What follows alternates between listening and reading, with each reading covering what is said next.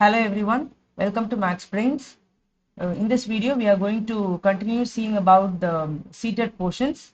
I've already posted a video for CTET regarding the CTET information bulletin and then the paper 1 and paper 2 syllabus. If any of you have missed it, please get back to those videos and then start seeing it so that you will be able to get a connect with this. So this will be a series of videos which will be dealing with child development and pedagogy. So first I'll be dealing with the theories, and this is the first part, and the first theory which we are going to see is Piaget theory. So as per the syllabus, the first concept is going to be development only, but then why I started with theories is because theories have more importance for the CTET examination, and this chapter specifically, that is the from Piaget, Kohlberg and Vygotsky, there are 3 to 4 questions asked almost every year. So that's why I thought I'll deal with this, and I'll start with this so it will be even more easy for you. So this is all dealing with the concept which you've already learned in your teacher education subject. So there are 3 theories of development which we have to learn as per the syllabus which is given. So the 3 are going to be of Jean Piaget. So or they call it only as Piaget's theory. And then the next one is Kohlberg, or they call it his full name is Lawrence Kohlberg. Okay, his full name is Lawrence Kohlberg, and they call it to be Kohlberg's theory. And the last one is Lev Vygotsky, and they call it to be Vygotsky theory of development. So out of these 3, in this video, it will be Jean Piaget. Now we will get into the theory. So Jean Piaget has given a theory on cognitive development. So what does cognitive got to deal with? Cognitive talks about the consciousness of one's mind. So it deals with the mind, it deals with the consciousness of a person, which is going to keep him active. So cognition includes activities like reasoning and thinking. So with the help of your mind only, you will be able to do the actions of reasoning and thinking. So that is how Piaget is going to talk. Piaget is going to talk about how children think in a different way from the adolescents. So he has observed the intellectual abilities of children and the adolescents, thereby he is going to give a comparison. And for this, he has considered 3 components. For this, he has considered 3 components. So, and all these theories, this theory was given by Jean Piaget in the year 1936. So, it's better to remember this also. At times, they are asking this year also. So, 3 components are going to be schemas, stages of adaptation, and stages of development. So, we'll deal with all these 3 one by one. By then, we'll be thorough with the Piaget's theory of cognitive development. So schema. So what is a schema? A schema is a systematic pattern. A schema, you call a schema to be a systematic pattern in terms of thought or behavior. Why thought or behavior? It is because he is dealing with cognitive. So he's going to talk about a person's thinking, a person's behavior and all. Okay. So schema here, he refers to it as a systematic pattern of thought or behavior, and it is a cohesive and a repeatable action sequence. Cohesive and a repeatable action sequence. Why? Because he says that it is all related. See, if we have to learn something, we will repeat it. We will repeat doing it, and then we will learn from this kind of repeatable actions. For example, if a child is given a puzzle to solve, okay, the child will do it in different ways repeatedly, and finally the child will be able to understand or organize its knowledge on towards logical thinking, where the child will be able to say how it has to come, what has to come next. So all this the child will be able to say. How is that? That is because of this kind of schema. Okay, so all these cohesive and repeatable action sequence are all going to be tightly interconnected, and it helps a child to understand any situation and respond to it. The child is able to understand and respond to the situation just because of this schema or the systematic pattern. So this is with respect to the schema. And the next component, the second component, is going to be stages of adaptation. So what do you mean by adaptation? Adaptation is nothing but getting familiar to a situation. So if you have to get adapted, if you get into a new place, you will see that it will take some time to adapt. That means it will take some time for you to familiarize with the situation, with the environment, and with the people around there. Okay, so here these are going to be the stages of intellectual development, because it's cognitive and it is going to talk about intellectual development, how the child is going to intellectually adapt, not just adaptation, it is going to be intellectually adapt. So there they have three stages. He has explained three stages. The first stage is assimilation. Assimilation, in simple words, nothing means absorption. So absorption means, so whatever happens, the child just tries to capture it in his or her mind. Okay, so what will the child absorb? The child will absorb all the schemas which it has seen, okay, or which it has felt. So the child is going to absorb all the schemas. And then accommodation. So if we have to accommodate something, then we have to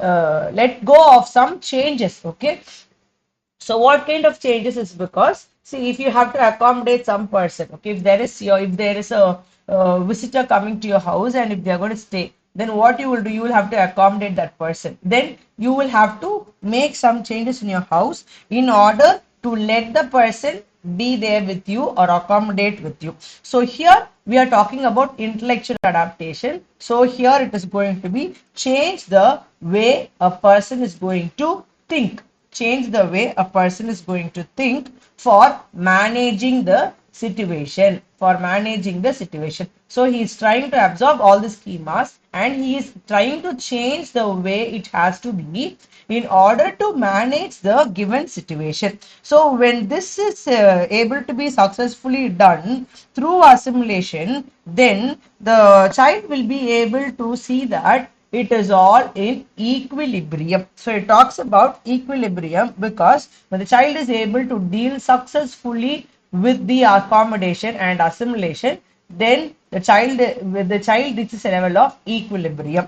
If suppose it is not being done, if suppose it is not being done, then the child may lack motivation. If it is successfully done, the child is getting motivated. If it is not done, the child will lack this kind of motivation, wherein we see that there is a condition of disequilibration. So these are the three concepts. So what will happen is, if the child is going to go through disequilibration, then the child will undergo the same thing, where the child will incorporate new schemas, and then think about managing the situation, and then it will again successfully get motivated. So all these are going to be related on a proper organization. And Piaget's theory is more of egocentric. It is because it is completely based on how a child thinks and how a child wants to or wishes to adapt to the situation. So next one is going to be the stages of development. This is the third component. So as per the age of the child, the Piaget is dividing the developmental stages into four categories: sensory motor, pre-operational, concrete operational, and formal operational stage. So the age category is from 0 to 2 years, 2 to 7 years, 7 to 12 years, and 12 years onwards. Okay. So here now we will get through the stages of development in detail. So what is the sensory motor stage? Sensory motor stage, when it is going to be birth to 2 years, we are able to see that it is for infants and toddlers. And here in this age, the children will have only sensory experiences. Only to the process of touch and feel, the child will be able to understand. The child's intelligence is going to be very basic through the sensory organs, such as eyes, ears, mouth, nose, touch, and all. So in that way, the child is going to explore the world. Okay, so the child will be able to understand that objects are there. Okay, so objects are there. The child will be able to see that there is an object, and touch and feel the object, and that is why they call this thing to be object permanence. Object permanence. The child feels that there is an object which is present. Okay, so this is object permanence. The next one is pre-operational stage. Pre-operational stage is from 2 to 7 years. It is from 2 to 7 years wherein the child enters through a stage of pretense and play, but the child is not a complete logical thinker. The child can come to some conclusion with the objects which are given, and the child is able to think, and the child is able to be imaginative about his or her surroundings. For example, the child is given a clay, the child will be able to make different shapes with the clay, and the child will be able to compare it with different objects. The child can make the clay into the shape of a sun, and the child may relate it to the circle, and the child may relate it to the sun, or it can relate it to some food item or something like that. So that is why. So, and then when it comes to language, at the age of 2, the child will start from 200 words, and it will go up to 2000 words by the time the child is going to attain 7 years of age. So at the age of 2, the child will be able to utter 200 words, and the child attains 7 years, the child will be able to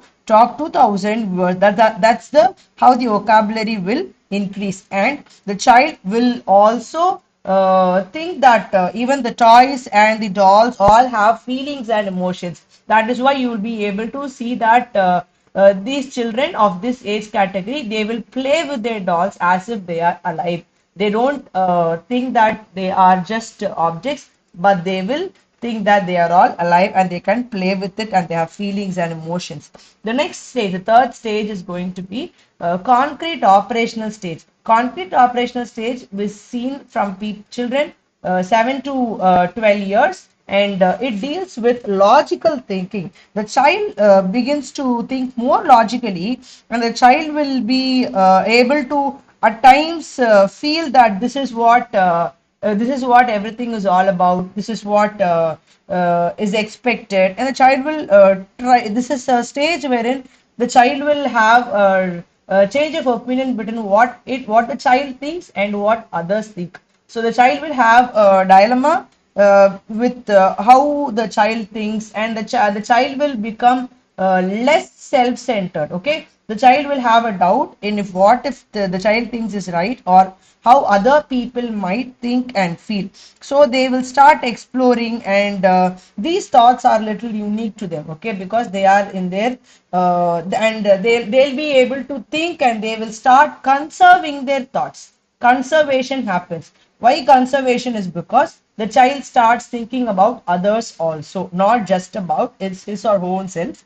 The child will start thinking about the others, and how they will feel. So the child will think not to hurt others. So all these things will happen in the concrete operational stage. The final stage is going to be the formal operational stage, which is there in children who are of 12 years and above. So this is the final stage of development as per Piaget's theory. So here the child is able to think hypothetically and reason scientifically. The child will able to understand what is going around them and arise with some solutions, and the child will be able to do a lot of introspection.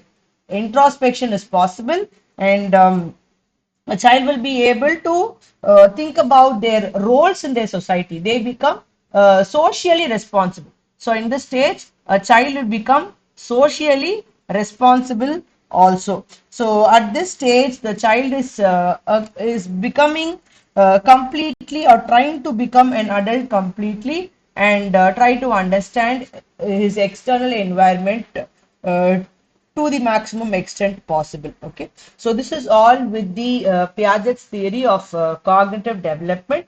Hope you understood it. So next we'll be dealing with Kohlberg's theory in the upcoming video. Hope you all have understood it. If you have any doubts, please get back to the video once again and listen to it, so that it will be clear for you. And if you have any suggestions or anything to tell me, please leave it in the comments, so that I'll be able to respond to it accordingly in the future videos. Thank you, everyone.